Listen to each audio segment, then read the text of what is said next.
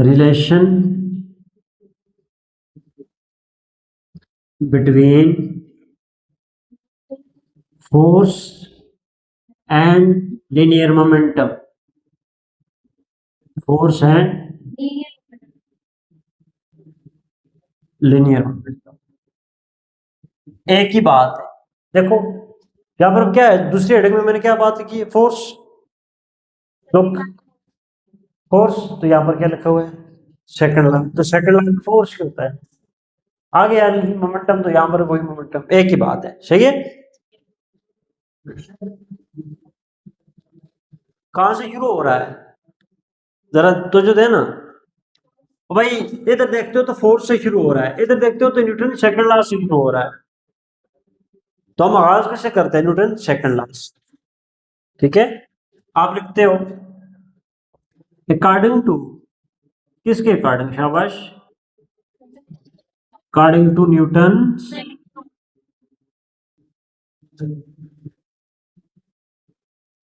Second law. क्या लिखूंगा उसके according, F is equal to M A, लिखेंगे कि नहीं लिखेंगे, F is equal to M A. देखो हमने क्या लिखा, according to Newton second law, तो सेकंड लॉ क्या कहता है, F is equal to M A के फोर्स बराबर होता है। अब एक स्टेप और उठाता हूं तो आप मजीद तो जो देना, F is equal to M, और यहां ब्रैकेट डाल के मैं लिख देता हूं delta V by delta T. लिख सकते हैं, कैसे पता चला, ये एक्सेलरेशन है, और एक्सेलरेशन किसके बराबर होता है, change in velocity by time. और इसकी मैं साथ रीजन लिख देता हूं, क्योंकि ए बराबर होता है किसके, delta V by delta T के, इसलिए एक ही जगह पर हमने ये डाल दिया। ठीक, F is equal to M, फिर ब्रैकेट डाल देता हूं, डेल्टा वी की वैल्यू डालता हूं, वी एफ माइनस, ऐसा होता है नहीं होता, डेल्टा वी किसके बराबर होता है, final velocity minus initial velocity, delta we इसके बराबर। अब ये जो एम है, एम अंदर ब्रैकेट के अंदर इनसाइड मल्टीप्लाई होगा, किस किस के साथ, फाइनल वेलोसिटी के साथ भी और इनिशियल वेलोसिटी के साथ, दोनों से मल्टीप्लाई हो जाएगा। तो बनेगा क्या, F is equal to M को इससे मल्टीप्लाई करो, क्या एम वी एफ हो जाएगा, और ये इसके साथ एम वी आई, और डिनोमिनेटर में क्या आएगा, डेल्टा टी आ जाएगा। एफ इज इक्वल टू, यहां तो जो दें जरा, कि अभी अभी आपने कुछ पढ़ा था, क्या पढ़ा, P is equal to M V, P is equal to M V, इसको मैं उल्टा करके लिखता हूं कि M V is equal to P, ऐसी बात है ना। यहां पर क्या है, m, और ये क्या है, v, f को छोड़ो, f को छोड़ दीजिए, m और साथ क्या है v, एम वी बराबर है किसके, p के, p f, और यहां पर p i, p f से मुराद, पी एफ से मुराद फाइनल मोमेंटम, और पी आई से मुराद इनिशियल मोमेंटम, पी एफ से मुराद और पी आई से मुराद, वो मसला। देखो यहां पर तो जो दें इस जगह कि final velocity minus initial velocity, ये क्या होता है, चेंज इन वेलोसिटी। तो चेंज इन वेलोसिटी को हमने क्या लिखा, डेल्टा वी। तो final momentum minus initial momentum का क्या मतलब है, देखो फाइनल माइनस इनिशियल, ये किस चीज, क्या चीज होती है, चेंज इन वेलोसिटी। तो what is this, change in momentum, change इन,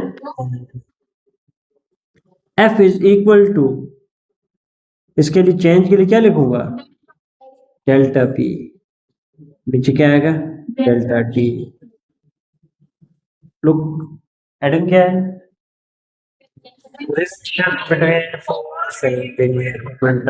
ये रिलेशन है ना, आया समझ। अब इससे कुछ रिजल्ट्स बताऊंगा मैं, आपकी तवज्जो बड़ी जरूरी है। ये क्या कहता है, ये रिजल्ट हमें क्या बता रहा है, ये रिजल्ट ये बता रहा है कि जब कभी भी फोर्स, इंपॉर्टेंट पॉइंट है, मैं रिपीट नहीं करूंगा तो जिन लोगों से मिस हो गया तो रह जाएगा। जब कभी भी फोर्स किसी मूविंग बॉडी पर अमल करेगी, क्योंकि मोमेंटम कौन सी बॉडीज का होता है, what is P, what is P, momentum. और मोमेंटम कौन सी बॉडीज का होता है, मूविंग बॉडीज। मोमेंटम क्या स्टेशनरी बॉडी का होता है, नहीं। रुकी हुई बॉडीज का होता है, नहीं। कितना होता है, जीरो होता है। रुकी हुई बॉडीज का जीरो मोमेंटम होता है। जो बॉडी मूव करेगी उसका मोमेंटम होगा। यहां पर मोमेंटम की बात है, तो मेरी वर्डिंग ये होगी कि जब कभी फोर्स मूविंग बॉडी पर अमल करेगी, जब कभी बॉडी फोर्स किसी मूविंग बॉडी पर अमल करेगी, इस फोर्स की वजह से उसका मोमेंटम चेंज हो जाएगा। नहीं समझ आई? फोर्स के अमल करने से बॉडी का मोमेंटम चेंज हो जाएगा। अजीब बात है भाई। हाँ, फोर्स के अमल करने से मोमेंटम क्यों चेंज होगा? लुक, जब आप फोर्स लगाओगे, दो काम, तीन काम है। लुक, जब फोर्स लगाओगे हो सकता है कि बॉडी क्या हो जाए, स्लो हो जाए। पहली बात, स्लो डाउन हो जाए। स्लो होने से मुराद वेलोसिटी चेंज हो गई। हो सकता है फोर्स लगाने से बॉडी पहले स्लो है तो अब क्या हो जाए, तेज हो जाए। तेज होने से मुराद भी वेलोसिटी चेंज। या फिर फोर्स की वजह से डायरेक्शन चेंज। जब डायरेक्शन चेंज तो मतलब वेलोसिटी चेंज। या तो स्लो है फास्ट हो जाएगी, या फास्ट है तो स्लो हो जाएगी, या अगर सीधी जा रही है तो डायरेक्शन चेंज हो जाएगी, टर्न लेगी। ये तीन पॉसिबिलिटीज हैं, किसकी वजह से, फोर्स की वजह से। और ये तीनों पॉसिबिलिटीज क्या बताती हैं, change in velocity, change in velocity. और मोमेंटम डिपेंड करता है वेलोसिटी पर।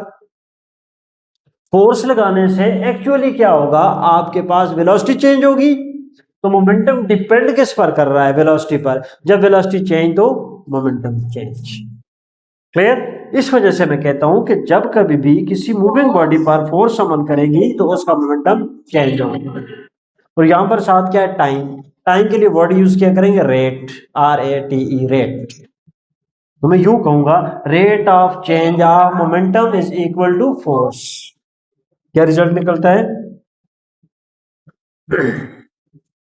इसका मतलब क्या हुआ, so the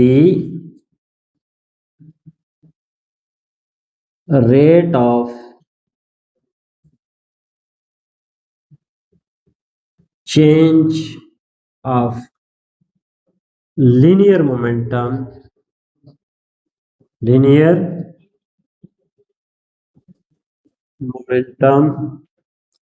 is equal to the net force is equal to net resultant force. Net force के लिए दूसरा वर्ड क्या यूज होता है, resultant force, net applied force. Resultant वो फोर्स जो आपने बॉडी पर लगाई है। ये बात आपको समझ आनी चाहिए। Any question? क्या हुआ जी, आज के लेक्चर्स में हमने क्या क्या डिस्कस किया? हाँ, पहला पॉइंट हमारा क्या है, हमने सीखा कि लीनियर मोमेंटम क्या होता है, कि व्हाट इज लीनियर मोमेंटम। तो आपने कहा product of mass and velocity is called linear momentum. फिर उसकी यूनिट क्या है, उसका फार्मूला क्या है, डायरेक्शन क्या है, ये सारी बातें हमने देख ली। और मोमेंटम डिपेंड किस चीज पर करता है, दो चीजों पर डिपेंड करता है, मास पर भी डिपेंड करते हो, वेलोसिटी पर भी डिपेंड करता है। ये चीज आज के लेक्चर में देखी गई एक। और दूसरा ये देखा कि इस लीनियर मोमेंटम यानी पी का और फोर्स का आपस में क्या रिलेशन है। तो आपने बताया कि जब कभी भी फोर्स किसी बॉडी पर अमल करती है, मूविंग बॉडी पर, तो इसका मोमेंटम चेंज हो जाता है। कि फोर्स के अमल करने से बॉडी का मोमेंटम क्यों चेंज होता है, क्योंकि मोमेंटम डिपेंड करता है वेलोसिटी पर। फोर्स जब अमल करेगी वेलोसिटी चेंज होगी, when velocity change momentum is change. तो ये आज के हमारे लेक्चर्स थे, ठीक।